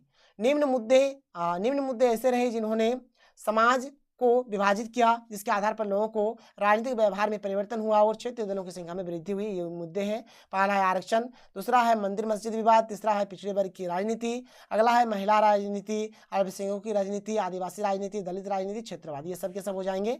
अगला प्रश्न क्या कि लोकतंत्र को प्रतिनिधि शासन क्यों कहा जाता है? तो लोकतंत्र को प्रतिनिधि शासन कहा जाता है क्योंकि लोकतांत्रिक व्यवस्था में जनता अपने प्रतिनिधि को चुनकर अपने हाथों में शासन का बागडोर देती है। प्रतिनिधि जनता द्वारा चुने जाते हैं, अर्थात लोकतंत्र में प्रतिनिधि शासन का बागडोर संभालते हैं, इसलिए लोकतंत्र को प्रतिनिधि शासन कहा जाता है। इसके बाद अगला प्रश्न है कि सामूहिक उत्तरदायित्व का अर्थ बताइए। तो सामूहिक वर्ग के उत्तरदायित्व को सामूहिक उत्तरदायित्व कहा जाता है, चूंकि मानव का अस्तित्व और देश का जीवन खतरों से भरा होता है और इसी खतरों से मुक्ति दिलाने को सामूहिक उत्तरदायित्व कहा जाता है।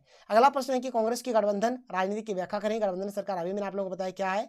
तो कांग्रेस भारत का एक प्रमुख राजनीतिक दल रहा। 1970 के दशक में भारतीय राजनीति पर कांग्रेस का प्रभुत्व रहा। केंद्र और प्रांत में कांग्रेस की सरकार लगातार रही है, परंतु 1970 के बाद कांग्रेस के प्रभुत्व में कमी आई है। 1979 से 90 तक कांग्रेस का जनाधार कम हुआ और 2004 तक सत्ता से बाहर रही, परंतु 1991 में पुनः सत्ता में आ गई। 1996 से 2004 तक कांग्रेस का जनाधार कम हुआ है, 2004 तक सत्ता से बाहर रही।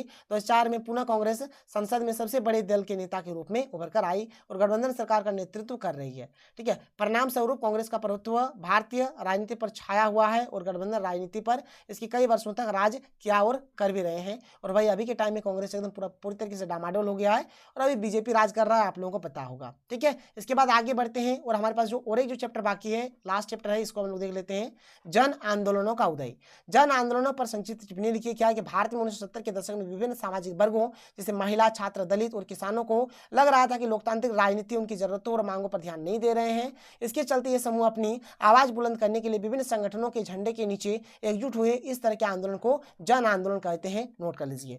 अगला प्रश्न क्या है यहाँ पर कि नए सामाजिक आंदोलनों की परिभाषा और प्रकृति की विवेचना कीजिए, या फिर नए सामाजिक आंदोलन क्या है, भारत में उनके प्रमुख उद्देश्यों का वर्णन कीजिए। ठीक है, तो नए सामाजिक आंदोलन क्या है। भारत में 1970 के दशक में विभिन्न सामाजिक वर्गों जैसे महिला, छात्र, दलित और किसानों को लग रहा था कि लोकतांत्रिक राजनीति उनकी जरूरतों और मांगों पर ध्यान नहीं दे रहे। इसके चलते ये समूह अपनी आवाज बुलंद करने के लिए विभिन्न संगठनों के झंडे के नीचे एकजुट हुए। इस तरह के आंदोलन को जन आंदोलन कहते हैं, जो कि अभी मैंने आप लोगों को बताया। जन आंदोलन अथवा सामाजिक आंदोलन जनता और सरकार के बीच कड़ी का काम करते हैं और सरकार को जनता से बांधे रखते हैं। ऐसा ना हो तो सरकार जनता से दूर चली जाती है और लोकतंत्र में कमजोरी आती है। इसका उद्देश्य की या फिर विशेषता क्या है, देख लो। पहला है कि सामाजिक आंदोलन का उद्देश्य सामाजिक परिवर्तन लाना है। सामाजिक आंदोलन किसी न किसी सामाजिक लक्ष्य को लेकर उत्पन्न होते हैं और इस लक्ष्य को प्राप्त करने के लिए ही कार्य करते हैं। प्रत्येक सामाजिक आंदोलन किसी न किसी सामाजिक व्यवस्था अथवा सामाजिक संस्था का विरोध और उसमें परिवर्तन करना चाहता है। सामाजिक आंदोलन सामाजिक लक्ष्यों को लेकर उत्पन्न होते हैं। इन सामाजिक लक्ष्यों को प्राप्त करने के लिए यह आंदोलन सदैव गतिशील रहते हैं। सामाजिक आंदोलन घटित हो रहे परिवर्तनों को एक निश्चित दिशा देने का प्रयास करता है। सामाजिक आंदोलन का संबंध सामाजिक गतिशीलता से होता है। सामाजिक आंदोलन में नेतृत्व की भूमिका महत्वपूर्ण होती है। सामाजिक आंदोलन की एक विचारधारा होती है। सामाजिक आंदोलन सामाजिक चेतना का विस्तार करते हैं। ये हो गया इसका आंसर। अगला प्रश्न क्या है कि दलित पैंथर्स नामक संगठन का गठन कब और कहां हुआ। ठीक है, ये आपको बताना है।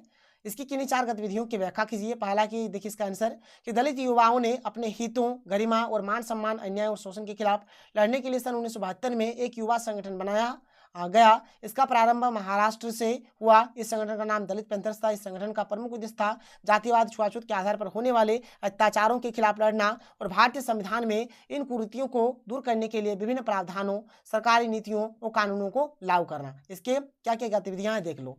पहला है कि महाराष्ट्र के दलितों पर हो रहे अत्याचारों से लड़ना दलित पैंथर की मुख्य गतिविधि थी।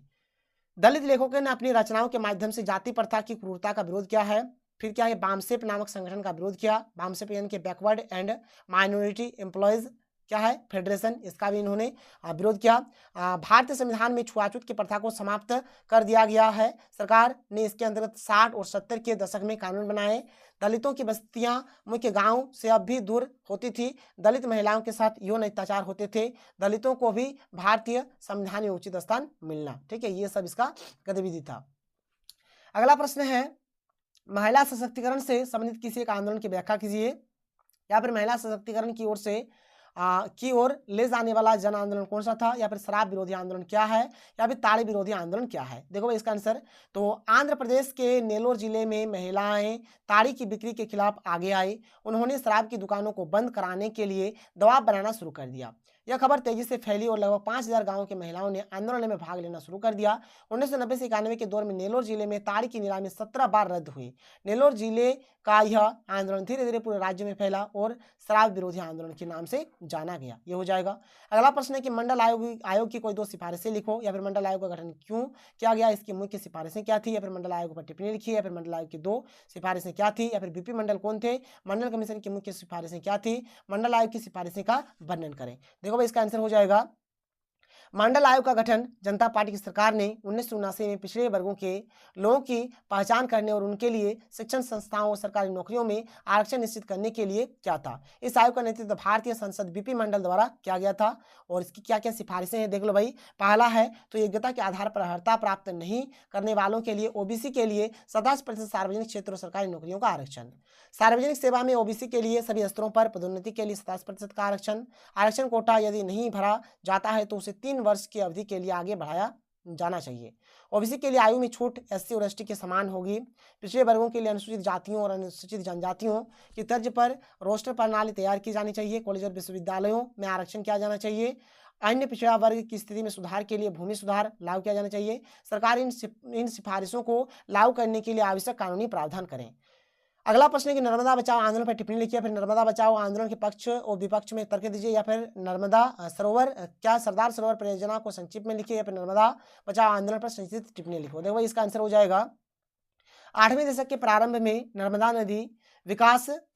घाटी विकास परियोजना के तहत मध्य प्रदेश, गुजरात और महाराष्ट्र में गुजरने वाली नर्मदा और उनके सहायक नदियों पर 30 बड़े बांध, 135 मध्यम बांध और 300 छोटे बांध बनाने का प्रस्ताव सरकार ने रखा। इस परियोजना का उद्देश्य गुजरात के बड़े हिस्से सहित 3 पड़ोसी राज्यों में पीने के पानी, सिंचाई, बिजली की सुविधा देने का लक्ष्य था, जिससे कृषि के पैदावार में वृद्धि होती। इन बांधों से सूखे जैसी प्राकृतिक आपदाओं से निपटना भी था, परंतु इस बांध परियोजना से 245 गांवों पर बाढ़ का खतरा उत्पन्न हो गया, जिससे इन ग्रामों के 2.5 लाख लोगों ने पुनर्वास की व्यवस्था में भी समस्या उत्पन्न हुई। इसकी प्रक्रिया में सन 1988 से 89 के दौरान स्थानीय स्वयंसेवी संगठनों ने नर्मदा बचाओ के नारों के साथ एकजुट होकर इसका आंदोलन करना शुरू कर दिया। नर्मदा बचाओ आंदोलन के कारण क्या है? पहला है कि इस बांध परियोजना से लगभग 245 गांवों पर बाढ़ का खतरा उत्पन्न हो गया। 2.5 लाख लोगों के पुनर्वास की समस्या उत्पन्न हुई। इसका प्रमुख कारण है कि सरदार सरोवर बांध की ऊंचाई बढ़ने से यह बांध 37,000 हेक्टेयर के क्षेत्र को जलमग्न करता है, जिसके अंतर्गत 13,000 हेक्टेयर वन क्षेत्र है। इससे एक प्रकार से वनों की क्षति होने की संभावना थी। बांध निर्माण के समय पेड़ पौधों की कटाई से पर्यावरण पर बुरा असर पड़ेगा, यह भी एक कारण था। लोगों के रोजगार छीन जाएंगे और उनके आजीविका पर बुरा असर पड़ेगा, यह भी हो गया। साथ ही मेधा पाटकर यह आरोप है कि सर्वोच्च न्यायालय के आदेश देने के बाद भी बांध से प्रभावित लोगों को न तो मुआवजा दिया गया और न ही पुनर्वास दिया गया। अब भाई ये जो नर्मदा घाटी जो विकास परियोजना थी, इसका लाभ क्या हो सकता था? तो भारत के 4 राज्यों राजस्थान, गुजरात, महाराष्ट्र और मध्य प्रदेश को पीने के पानी की उपलब्धता प्राप्त होगी। 2.27 करोड़ हेक्टेयर भूमि को सिंचाई सुविधा प्राप्त होगी, जिससे कृषि की उपज में गुणात्मक सुधार होंगे। नर्मदा नदी पर बांध बनने से बाढ़ के पानी को रोका जा सकेगा। इससे क्या होगा? पानी की आपूर्ति हो जाती है, बिजली बनाई जा सकती है, बांध बनने से सूखे की समस्या दूर हो सकती है। ठीक है, लोगों को रोजगार के नए अवसर प्राप्त होते हैं। सरदार सरोवर परियोजना से 1450 मेगावाट बिजली के उत्पादन का लक्ष्य रखा गया था। इसके बाद अगला प्रश्न है कि चिपको आंदोलन पर संक्षिप्त टिप्पणी लिखिए। क्या है चिपको आंदोलन? उत्तराखंड के वनों की सुरक्षा के लिए वहां के लोगों द्वारा 1970 के दशक में आरंभ किया गया आंदोलन है। इसमें लोगों ने पेड़ों को गले लगा लिया ताकि उन्हें कोई काट न सके, अर्थात ये पेड़ों से चिपक गए, इसलिए इस आंदोलन का नाम चिपको आंदोलन रखा गया। इस आंदोलन का श्रेय सुंदरलाल बहुगुणा को जाता है। इसका उद्देश्य था, सुंदरलाल बहुगुणा ने पेड़ों की अंधाधुंध कटाई को रोकने हेतु विशेषकर महिलाओं को प्रेरित किया कि वे पेड़ों से चिपककर खड़ी हो जाएं ताकि उनकी कटाई ना हो सके। यह आंदोलन सफल हुआ। तो भाई ये रहा हमारा आज का वीडियो बनाते बनाते जहां तक मुझे लग रहा है कि मैं पूरी तरीके से थक चुका हूं। ऐसे तो भाई मेरा तबीयत भी थोड़ा डाउन है, खैर कोई नहीं, चलिए आप लोगों का यहाँ पर खत्म हो जाता है। एक वीडियो आएगा ऑब्जेक्टिव का, फिर आप लोगों का खत्म। तो चलिए मिलते हैं अगले वीडियो में। थैंक यू, जय हिंद।